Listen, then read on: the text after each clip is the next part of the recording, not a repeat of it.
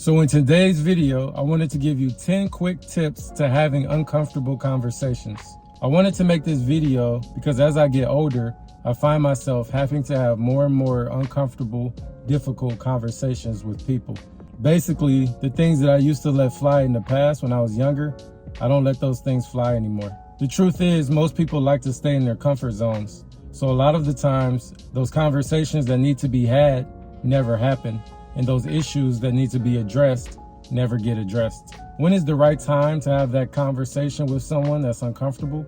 Well, the first thing I'll say is that it's better to have it sooner rather than later. The next thing that I'll say is that it's time to have that uncomfortable conversation if someone is doing something that you don't like time and time again, or you find yourself in a situation where you have to stand up or speak up for yourself.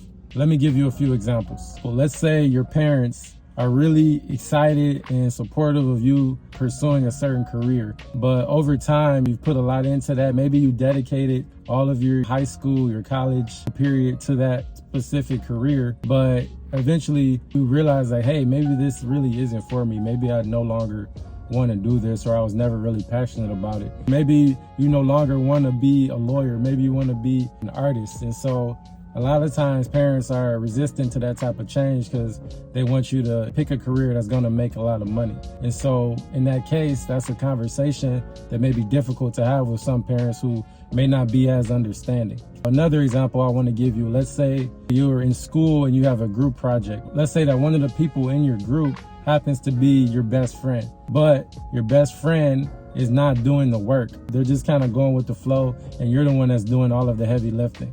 That's a situation where you're going to have that tough conversation with your friend and call them out on not doing their fair share. Another example, let's say you're at a job and you've been putting in a lot of hours, you've been just doing so much, and even though it may not be reflected in a big way of how much you do, you know for yourself that you are definitely undervalued, not appreciated, not paid enough for the work that you do.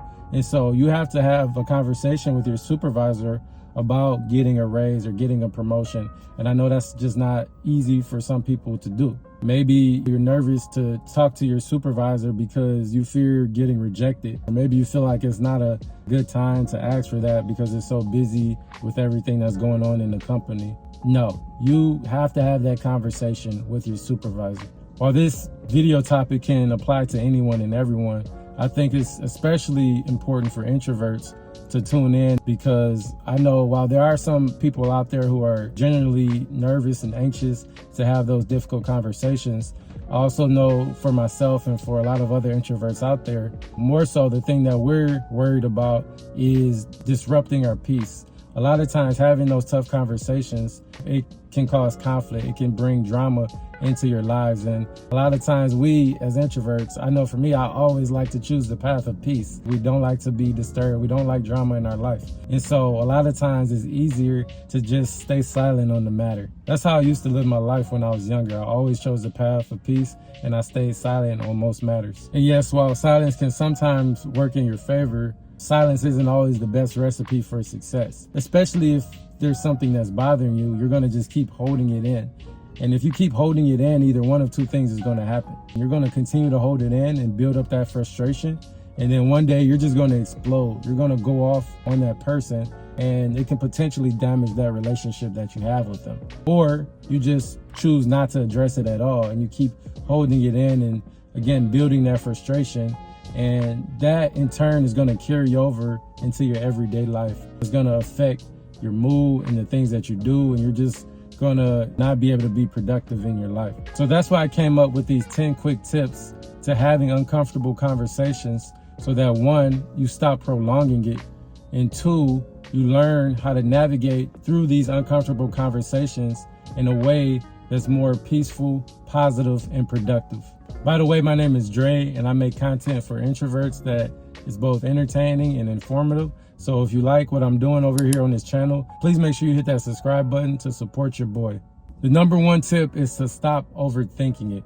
99% of the times, the way that we think is going to play out in our head, it doesn't actually play out that way. And I know as introverts, we are guilty of overthinking. And so a lot of the times in your head, you'll have this scenario where you have this conversation with the person and it becomes this big dramatic, negative thing. And a lot of times when you actually do it in reality, it's not even that bad. So don't waste time overthinking it. The number 2 tip is to consider writing down the points that you want to talk about. I know for me, I sometimes forget a key point that I wanted to make when I'm having that uncomfortable conversation. How many times have you gone home after having that conversation with someone and then you're like, dang, I totally forgot to talk about that point? That happens to me all the time. I'm not saying to go home and write a script and to rehearse it because you want it to come from a real, genuine place, but there's nothing wrong with using those written down points as a quick reference if you need it in the conversation. You could just pull out your phone and say, hey, I did write down everything that I wanted to talk about, just so I don't forget anything. If anything, that'll show that you're really serious about what you want to talk about. The number 3 tip, make sure the environment is distraction free. Don't try to have an important, uncomfortable conversation with someone if they're in the middle of texting on the phone or they're watching TV or maybe they're busy working. Their attention is going to be split. They're not going to be able to fully focus on what you're saying. It's so important that both parties are fully attentive to be able to hear each other out and understand one another. Number 4, make sure to have that conversation when the mood is calm and the timing is right. You don't want to try to have that uncomfortable conversation if you're frustrated or you're angry or the other person is frustrated and angry. Nothing is gonna get done. Try to wait till you're both in a calm spirit so that you can hear each other out.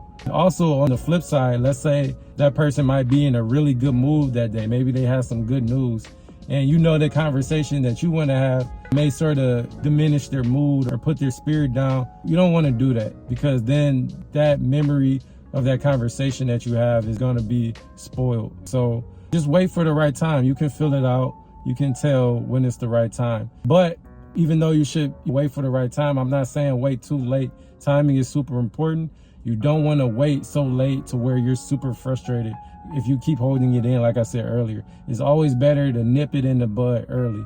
Number 5 tip that I want to give you is to make sure you're making direct eye contact with the person that you're having that uncomfortable conversation with. You don't want to be looking around, getting distracted, or maybe you're not so confident and you're looking at the floor a lot. No, give that person direct eye contact so that they know you're very serious about this issue that you're talking about. The number 6 tip to having an uncomfortable conversation is before you get into the meat and potatoes of what the conversation is about, always give them a little precursor and let them know that, hey, this conversation is really important to me. Just by saying that, they're going to be more attentive. It's going to show them that you're serious and that you've thought long and hard about this. Now, number 7 actually ties in with number 6 because it's part of that precursor that you want to give them before having the main conversation. And so that's just letting them know that this conversation that you want to have with them is coming from a place of love, respect, and good intent. That's just going to keep the whole conversation positive. And that way they won't be quick to react in a way that is negative and makes them feel like they're being hated on or criticized in some way. The number 8 tip that I want to give you is that after you finish speaking, hear out what they have to say and don't interrupt them. This is something that even me, I'm personally working on improving. And I've learned that a lot of times people just want to be heard. So make sure you're receiving. Sometimes it's worth hearing what the other person has to say. Even though you may not like something that they've been doing, maybe they can explain to you a reason why they've been doing it. And so there's been a misunderstanding this whole time. Or maybe there's been some sort of miscommunication between parties. So you guys the whole time just were on different pages. And so that conversation is going to help bring you two on the same page, and you're able to work out that conflict in a much easier manner now. The number 9 tip that I have, and this one is super important, is to stay calm no matter what, especially with your tone. Tone is very important when you're having an uncomfortable conversation, because if the person on the receiving end feels like your tone is harsh or too strong, they're going to want to clap back. They're going to want to not feel humiliated or attacked. They might say things that attack your character, and then you're getting mad and frustrated, and now you're both going back and forth, and now it's just a waste to have that conversation. So stay calm no matter what, even if they do clap back at you. Don't let your emotions get involved.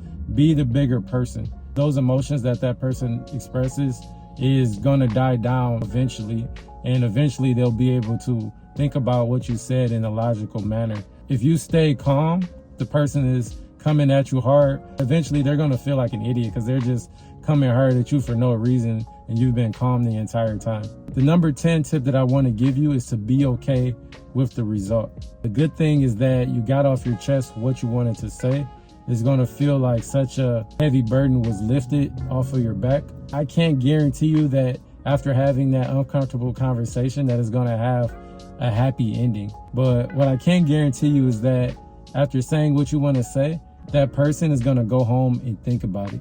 And hopefully they take a few days to process what you said. And if so, there's a good chance that they may come back to you and even thank you for having that conversation with them. And it's going to improve the relationship you have with that person. Or even if they don't come back to you and say anything, it's still going to stick with them and they may just change the behavior that they're doing. But the truth is that everyone is at a different point in their lives.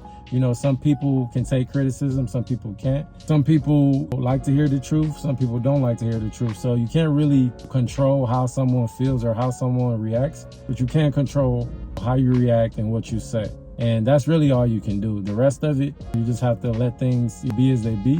But stand on your words, stand on what you say, and don't feel like you did the wrong thing because you did the right thing by not holding on to that frustration. So there you have it, guys. 10 quick tips to having uncomfortable conversations. And now that you've watched this video, you are fully equipped to start doing this now. It's better to start just practicing this and getting good at it so that you get to a point where you no longer hesitate to have these conversations with people. So thank you guys for watching. If you made it this far, I really appreciate you. Don't forget to support me on lowkeytv.com. That's my TV network for introverts. And check out the content that I have on there. I want to keep that community growing as well. Like I said, this video applies to anyone and everyone, but I feel like this video can really help out introverts. So let me know down below in the comments if this video was helpful. All right, guys, I'll see you next time.